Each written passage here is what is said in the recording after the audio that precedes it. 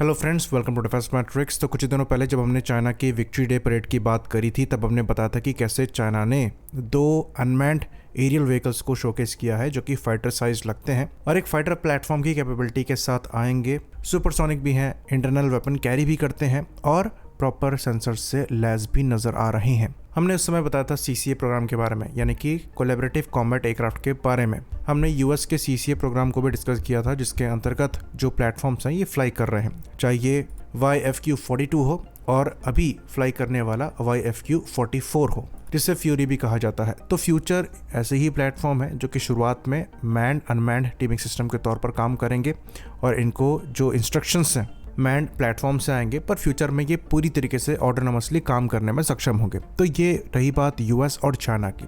पर अब सवाल ये उठता है कि इंडिया इस चीज़ में कहाँ पर है। तो ये चीज़ हम जानते हैं कि इंडिया द्वारा काम किया जा रहा है कैट्स वॉरियर पर, जिसका इंजन रन फिलहाल किया गया है। अभी इसके टैक्सी ट्रायल होना बाकी है, जिसके बाद इसकी फर्स्ट फ्लाइट होगी। तो ये एक्चुअली 2 टन क्लास कैटेगरी का एयरक्राफ्ट है और सुपरसोनिक नहीं है, हायर सबसोनिक स्पीड अचीव करेगा। साथ में यहाँ पर 2 PTAEW टर्बोजेट इंजन दिए गए हैं जो कि 3.7 किलोन्यूटन का थ्रस्ट पैदा करने में सक्षम है।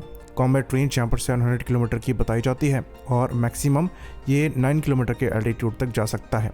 वेपन कैरिंग कैपेसिटी की बात करें तो टोटल 650 किलोग्राम का वेपन ये कैरी कर सकता है, जिसमें 2 शॉर्ट रेंज की एयर टू एयर मिसाइल आ सकती हैं और 2 DRDO 100 आ सकते हैं। तो यहाँ पर 2 इंटरनल और 2 एक्सटर्नल हार्ड पॉइंट्स दिए गए हैं। तो ये काफ़ी डिसेंट कॉन्फ़िगरेशन है और आप इन्हें अमेरिकन CCA से कंपेयर कर सकते हैं, जहाँ पर परफॉर्मेंस आपको सिमिलर मिलेगी। पर अभी क्योंकि इनकी फर्स्ट फ्लाइट होना बाकी है, अभी इनको सर्विस इंडक्ट होने में समय लगेगा, क्योंकि फर्स्ट फ्लाइट होने के बाद असली लड़ाई चालू होगी।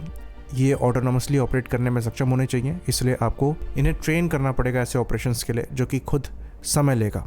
अमेरिका ने भी करीबन 5 साल का समय दिया है ऑटोनोमस सिस्टम को ट्रेन करने के लिए। लेकिन जब बात चाइना की आती है, तो उन्होंने जो अपने विक्ट्री डे परेड में शो किया था, जो कि टाइप A और टाइप B UCAV थे, वो बिल्कुल डिफरेंट है। वो पूरी तरीके से फाइटर प्लेटफॉर्म की तरह ऑपरेट होने में सक्षम होंगे और उनकी तरह ही मनोवरेबल भी होंगे, हाई जी मनोवर्स पुल कर पाएंगे, मैसिव इंटरनल पेलोड कैपेसिटी होगी और सुपरसोनिक भी होंगे। तो इसके जवाब में इंडिया के पास क्या है, ये सवाल उठता है और इस पर ज़्यादा चर्चा नहीं होती है, क्योंकि लोगों का ये मानना है कि फिलहाल हम इस फील्ड पे काम नहीं कर रहे हैं। हमारे द्वारा दूसरे अनमैन्ड सिस्टम बनाए जा रहे हैं, जैसे कि घातक UCAV हो गए, जो कि एयर टू सरफेस रोल के लिए हैं। बेसिकली ये अटैक रोल या फिर बॉम्बिंग के लिए है।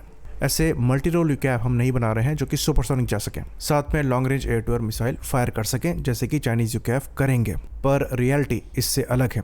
जैसे कि हम जानते हैं, कुछ दिनों पहले मिनिस्ट्री ऑफ डिफेंस द्वारा technology perspective capability road map 2025 को रिलीज किया गया था, जिसमें कई ऐसी चीज़ों को मेंशन किया गया है जो कि फ्यूचर में इंडियन आर्म्ड फोर्सेस द्वारा एक्वायर करी जानी है।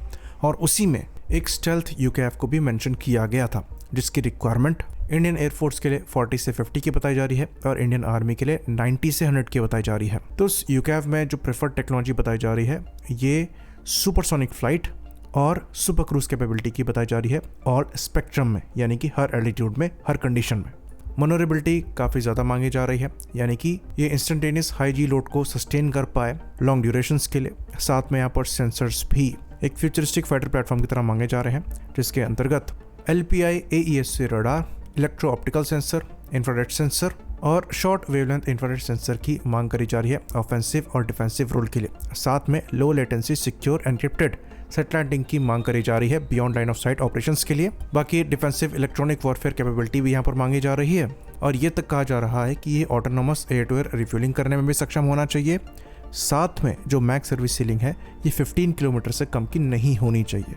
तो ये पूरे फाइटर प्लेटफॉर्म की कॉन्फ़िगरेशन है। और सबसे बड़ी बात, यहाँ पर वेपन पेलोड कैपेसिटी 4000 किलोग्राम की मांगी गई है, जिसके अंतर्गत ये एयर टू एयर और एयर टू सरफेस दोनों टाइप के वेपन्स को कैरी करेगा। तो ये एयरक्राफ्ट कॉन्फ़िगरेशन से ऐसा लगता है कि 10 से 12 टन वेट कैटेगरी में आने वाला है। और इसमें जो सबसे ज़्यादा इंटरेस्टिंग बात है वो ये है कि यहाँ पर जो रिमार्क्स पड़ा है DRDO का, उसमें ये लिखा है कि ये अंडर डेवलपमेंट में है, यानी कि इस पर काम किया जा रहा है। तो ये AI को भी इस्तेमाल करेगा और हर मामले में दुनिया के किसी भी दूसरे अनमैन्ड सिस्टम से कंपैरेबल होगा। और एक और चीज़ हम यहाँ पर आपको बता दें कि आपने इसका नाम सुना भी होगा। तो कॉन्फ़िगरेशन से ये पता लगता है कि ये DRDO फूफा है, यानी कि फ्यूचरिस्टिक अनमैन्ड फाइटर एयरक्राफ्ट, जिसको लेकर जो कुछ लिमिटेड रिपोर्ट आई है उसके हिसाब से एक 6th generation twin engine stealthy supersonic unmanned combat aerial vehicle होने वाला है, जो कि डीप स्ट्राइक रोल के लिए इस्तेमाल किया जाएगा और इलेक्ट्रॉनिक वॉरफेयर कैपेबिलिटी भी यहाँ पर काफी सिग्निफिकेंट होगी। और इसको आप कंपेयर कर पाएंगे चाइना के टाइप ए और टाइप बी यूकैफ से।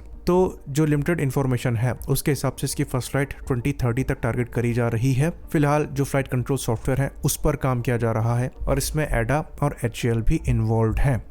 बाकी ये बहुत ही क्लासिफाइड प्रोजेक्ट है तो इस पर और ज़्यादा जानकारियाँ नहीं हैं, लेकिन ये चीज़ क्लियर है कि हम इस प्लेटफॉर्म पर काम कर रहे हैं। आई होप इन्फॉर्मेशन यहाँ पर क्लियर रही हो। इसी बात पर इस वीडियो को हम ख़त्म करेंगे। लाइक करिए, सब्सक्राइब करिए। जय हिंद।